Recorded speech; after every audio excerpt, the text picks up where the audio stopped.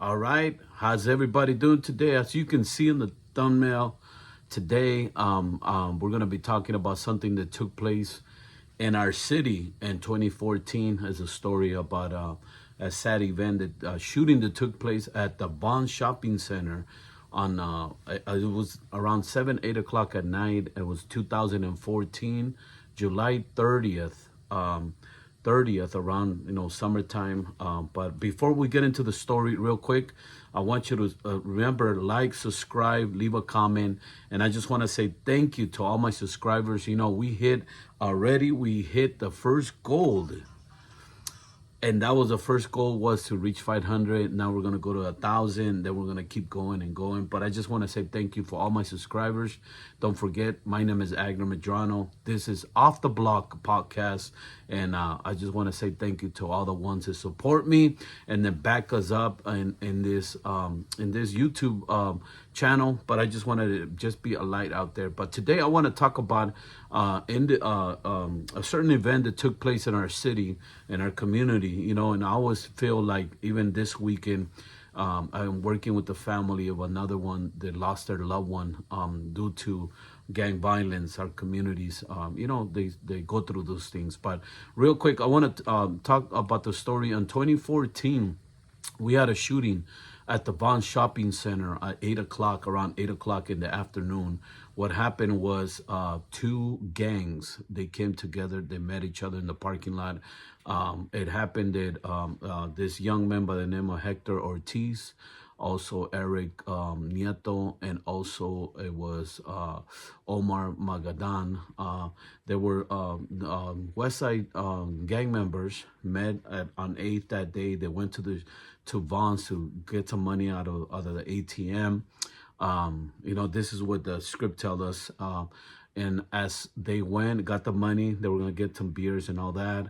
As one of them was going back through the cars to the car, he noticed a SUV full with about 5 individuals. And as they seen him, they probably talked about it, and then one of them got up and went and hit him up and asked him, "Where you from?" The famous "Where you from, eh?" Right? And once he did that, it's how many guys know it's a challenge amongst the gangs. And all of the individuals in the car, they were East Side gang members. In our city, we have 3 major big gangs. Well, now 4. We have the Diablos, the West Side, the East Side, and the Santos gang. And as they hit them up, something happened. There was something taking place. So, and one of them came out, and he had a 38 revolver, and he shot the passenger first. He shot him, and the passenger's name, there was 2 brothers there, the Fuente brothers. I don't have to tell the other names, but they were Fuente brothers, Martin Fuentes and Miguel Fuentes. And they shot 3 times the passenger, which was Martin. And then as he was moving towards the back, he shot through the window, through the ones that were in the back, and hit Miguel. And then he hit another individual next to him. So one of the drivers decided to, once that happened, they all took off. The West Side gang members ran to their cars. They took off out of the parking lot. But there was a big chaos. Imagine that. There's a lot of witnesses, a lot of cameras and stuff like that. And they rushed Martin, Miguel, and the other individual, the 2 brothers, the Fuente brothers. They rushed them to the hospital, and on the way to the hospital, one of them passed away. The one that was in the back, the one that got one shot, he passed away. May his soul rest in peace today. And there were East Side documented, and there were affiliated gang members. So that's what happened. That was kind of like the draft. Now later on, as they left, the 2 West Side individuals, which was Omar and Hector, they decided to go to Valley Center. There's a casino there, and what they did around that time, they took a lot of pictures of the casino, kind of like creating an alibi that they were there at the casino, which they were trying to do that. And they lay low, they cut their hair, they try to change their appearance and stuff like that. A couple days later, they got caught. Hector is the main one. They had him in cameras and all that. And so his defense was this. Check this out. His defense was this. So once he found out that Miguel had passed away, so they got him for a homicide and two attempted murders, right? But they lived, the other two, but they got him for the homicide of Miguel Fuentes. And Miguel Fuentes was a 35-year-old individual. Hector Ortiz, he was a young 20s. But his defense was this, that back in the days, they were in prison together. Miguel and Hector were in prison together. They were in the same yard and everything. But something happened that Hector owed a debt, and they moved him out of that prison. He went to another prison but he still had a debt. So a year or two later, he gets out. And now Miguel and Hector, they live in the same city. As you know, you could be from a different gang, right? But in prison, you become just part of the big Sureño faction. So, but when they got out, so they knew each other. They knew of each other. So his defense was that at that time, he felt like Miguel knew that he still had a debt that he didn't pay, so he was afraid of that.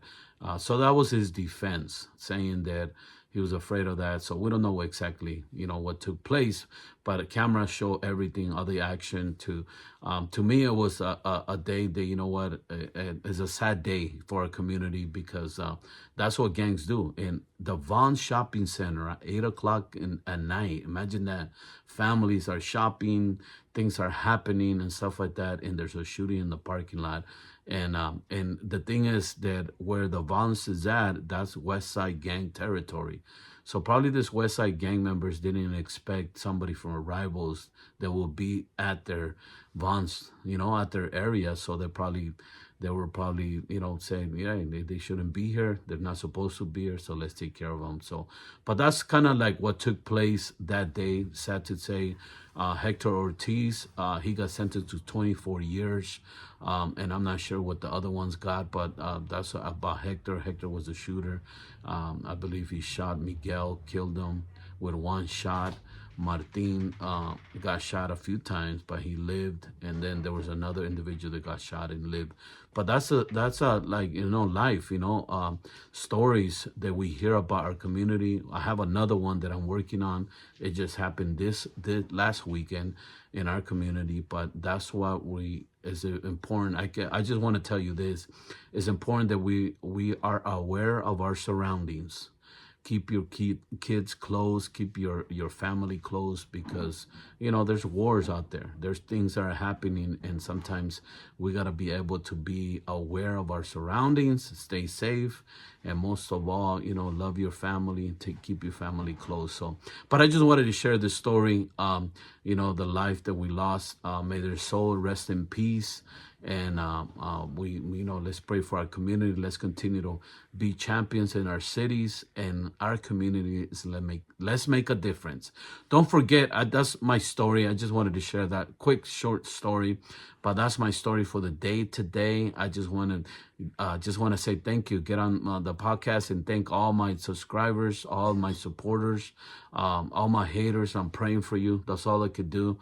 But I just want to say thank you, and don't forget to leave a comment down below. Leave a comment down below, and let's continue to stay in touch. And I just want to say thank you. And